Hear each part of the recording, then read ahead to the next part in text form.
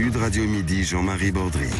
Sud Radio Midi, on est ensemble jusqu'à 13h30. Vos appels au 0826 300 300 pour réagir à l'actualité de ce vendredi. Vendredi estival, mais vendredi chargé sur le plan de l'actualité. D'ailleurs, on est à peine en vacances parlementaires. Les députés vont commencer à rejoindre leur circonscription. Les sénateurs aussi. L'actualité qui ne s'arrête pas. Hier, un anniversaire, les 40 ans de la dépénalisation de l'homosexualité. On a du mal à s'en rendre compte. D'ailleurs, la France pénalisait encore l'orientation sexuelle de ses propres citoyens il y a quelques décennies.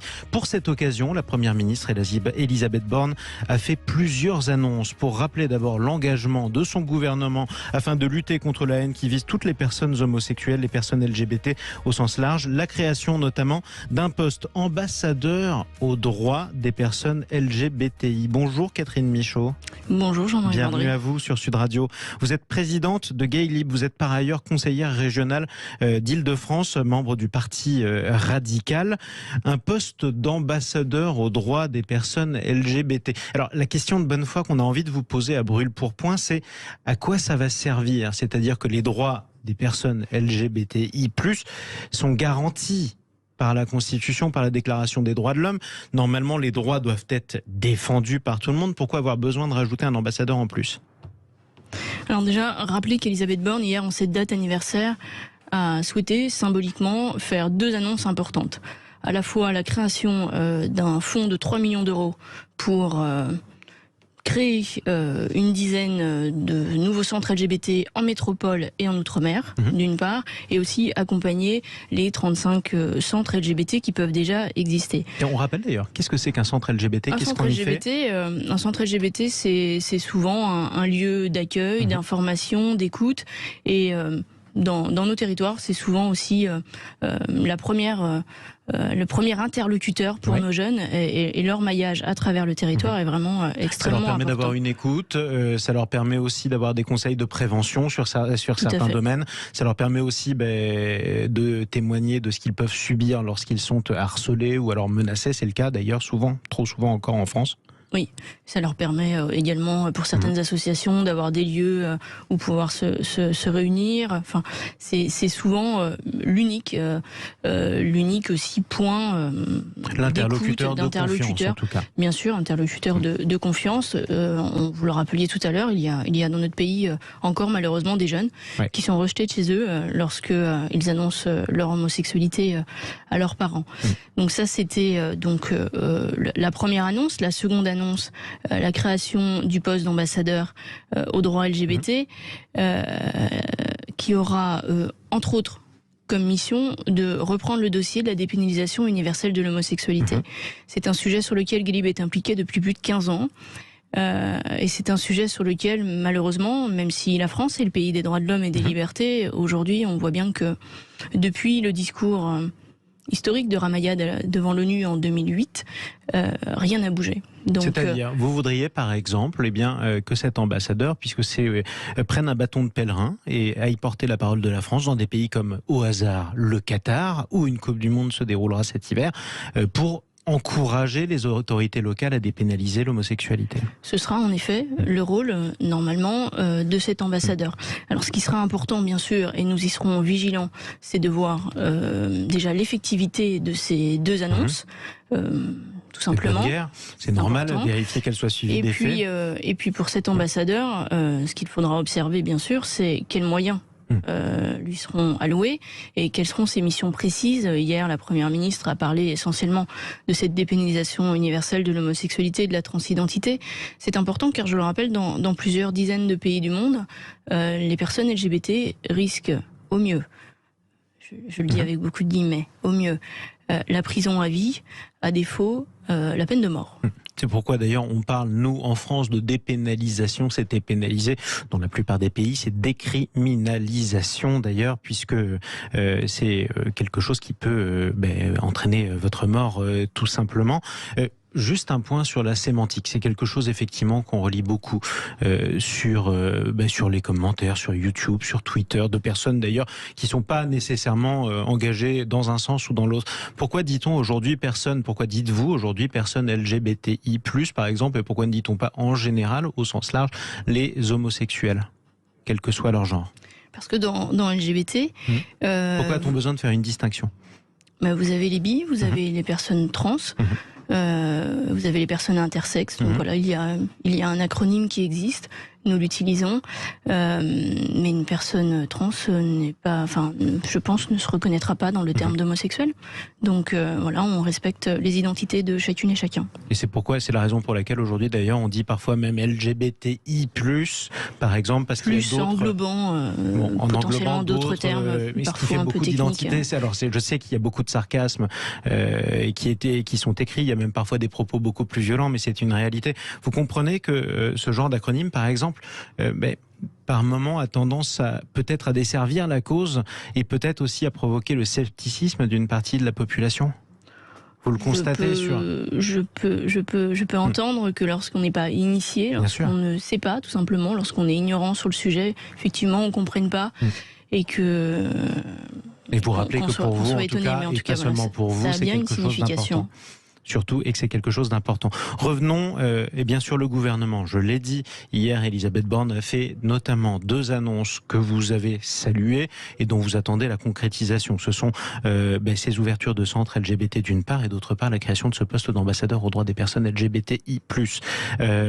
Ce gouvernement s'est vu critiqué par ailleurs pour le propos d'une de ses membres. Il s'agit de la ministre chargée des collectivités territoriales, Caroline Cayeux. Il y a quelques semaines, elle a prononcé ces mots en parlant des personnes homosexuelles. On l'écoute. Caroline Cayeux, qu'on écoute sur Sud Radio tout de suite. J'ai toujours dit que la loi, si elle était votée, je l'appliquerais. Puis je vais vous dire quand même que j'ai beaucoup d'amis parmi tous ces gens-là. Et franchement, c'est un mauvais procès qu'on me fait et ça m'a beaucoup contrariée. Elle réagissait aux propos qu'elle avait tenus lors du mouvement pour la manif pour tous qui s'opposait au mariage pour tous. Ces gens-là, ça rappelle la chanson de Jacques Brel, c'est pas très flatteur. J'imagine que vous l'aviez très mal accueilli. Est-ce que vous demandez toujours sa démission ? Nous demandons toujours sa démission. Caroline Cayeux n'a pas sa place au sein de ce gouvernement. Caroline Cayeux doit démissionner. La première ministre Elisabeth Borne, hier, a dit qu'elle a eu, Caroline Cayeux, des propos malheureux, mais que la ligne du gouvernement était de défendre à tout crin les droits des personnes LGBT. Clément Beaune, un autre ministre, avait dit la même chose. Il avait d'ailleurs rappelé, je fais moi-même partie de ces gens-là, c'est lui qui l'avait dit dans les médias. Est-ce que pour vous, le gouvernement n'est pas crédible tant qu'elle fait partie de ce gouvernement ? En tout cas, si les annonces d'Elisabeth Borne hier sont positives, nous les avons saluées, vous l'avez rappelé, effectivement, la présence de Caroline Cayeux ne saurait entacher le travail et la volonté du gouvernement pour lutter contre les LGBT-phobies. Et vous avez prononcé le mot vous-même, c'est un sujet derrière de crédibilité. Rappelons quand même les propos de Caroline Cayeux, s'il vous plaît, parce que c'est pas, il y a le terme ces gens-là, mais rappelons les propos quand même qu'elle a confirmé, qu'elle a tenu à l'époque. Elle avait parlé à la fois de caprice, elle avait parlé à la fois de dessein contre nature. Absolument, en parlant du mariage entre 2 personnes de même sexe. Donc le mariage civil en France, celui de la République, celui qui protège, c'est un contrat. La République doit pouvoir protéger toutes les familles de la même façon.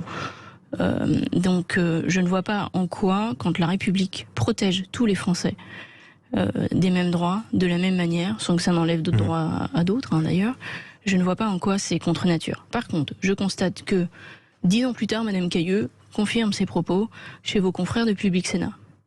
Effectivement. Voilà. Et ça, c'est intolérable. Et c'est ce que vous lui reprochez. Parlons du mariage pour tous, d'ailleurs. Elle avait lutté contre le mariage pour tous. Elle n'était pas la seule membre de ce gouvernement. Il y en a un certain nombre qui viennent de la droite. Vous en venez aussi vous-même de la droite, en tout cas du centre droit. Je suis toujours du centre droit. Vous êtes toujours du centre droit, membre du Parti radical valoisien. Catherine Michaud, il y a aussi Monsieur Béchu, il y a aussi Monsieur Darmanin, par exemple. Il y en a eu d'autres, des ministres qui ont fait partie de la manif pour tous. Est-ce que certains n'ont pas tout simplement changé d'avis? Regardez aujourd'hui, le mariage pour tous, après tout, il s'applique, il est respecté par les maires, qu'ils soient de droite ou de gauche. On n'entend même plus des maires du Rassemblement national, par exemple, s'opposer à la concrétisation ou à la célébration d'une union homosexuelle. Alors respecter la loi et l'appliquer, c'est juste normal. Et encore plus quand on est maire, élu, c'est normal. Donc on va pas les applaudir parce qu'ils respectent la loi. Sauf que c'est rentré dans les habitudes de toutes les parties de l'opinion publique française. aujourd'hui. Bien sûr, mais comme très souvent sur les sujets de société, les Français sont prêts avant le législateur. Mais pour revenir aux propos de Caroline Cayeux a donc confirmé ses propos. Caroline Cayeux a rétro-pédalé dans l'urgence avec des excuses complètement orchestrées auxquelles nous ne croyons pas. On lui a pas laissé le choix, manifestement. En tout cas, ses collègues au gouvernement non plus. Mais quoi qu'il en soit, nous, ces gens-là, ces excuses, ça ne passe pas. Nous ne les acceptons pas. Nous continuons à demander la démission de Caroline Cayeux et permettez-moi de vous soumettre quand même ceci à votre réflexion et à celle de nos auditeurs. Est-ce que si Caroline Cayeux, à l'époque, en 2012, il y a une dizaine d'années, si elle avait tenu des propos racistes, si elle avait tenu des propos antisémites, est-ce que sa carrière politique ne se serait pas arrêtée là à l'époque ? Aurait-elle été nommée ministre 10 ans plus tard ? Je ne le pense pas. Et donc vous pensez qu'on est beaucoup plus tolérant à l'égard de l'homophobie ou de certains propos homophobes qu'à l'égard de certains propos racistes ? C'est ce que vous venez de dire. Je porte la question. Et vous portez la question. Poser la question, c'est y répondre. On peut y répondre en effet, mais en tout cas, je crois qu'il ne faut pas hiérarchiser les discriminations et les homosexuels en France ne sont pas un tapis. Dernière question et en guise de transition, avant notre prochain sujet sur Sud Radio Midi, Catherine Michaud, on va parler cyberharcèlement dans quelques instants sur Sud Radio. Ça vise tout le monde, ça vise des influenceurs, des influenceuses, ça vise des personnes célèbres ou des personnes lambda et ça vise évidemment des homosexuels qui s'assument ou alors des personnes LGBT qui s'assument. Comment peut-on faire pour pénaliser ou du moins dissuader une personne de menacer autrui de mort, par exemple sur Facebook ou sur Twitter, pour une raison ou pour une autre ? Je crois que le sujet est déjà sur la modération, les signalements, tous les signalements qu'on peut faire sur les réseaux sociaux. Ils sont déjà faits. Ils sont déjà faits, mais ça ne suffit pas. Et surtout, vu le volume, vu le nombre, derrière, c'est effectivement même si c'est peut-être vider la mer à la petite cuillère, mais en tout cas fermer ses comptes petit à petit. Et puis comme sur d'autres discriminations, ça veut dire aussi saisir la justice. Saisir la justice à chaque fois qu'elle doit l'être. On va en parler dans quelques instants du cyberharcèlement avec notre autre invité François Jost. Merci beaucoup Catherine Michaud d'être intervenue sur Sud Radio, présidente de Gay Lib. Vous êtes par ailleurs membre du parti radical valoisien, conseillère régionale d'Île-de-France. Restez avec nous sur Sud Radio. On se retrouve dans un instant. 0826 300 300. Est-ce que vous-même vous avez déjà été confronté à des insultes ou alors à des menaces de mort, qu'elles soient nombreuses ou qu'elles soient isolées sur les réseaux sociaux? Par exemple sur Facebook, sur Twitter. Est-ce que vous en avez déjà vu? Est-ce que vous avez déjà signalé aussi, ce genre de menaces, ce genre d'insultes? Venez témoigner au 0826 300 300. On vous donne la parole. À tout de suite sur Sud Radio. Sud Radio Midi, Jean-Marie Baudry.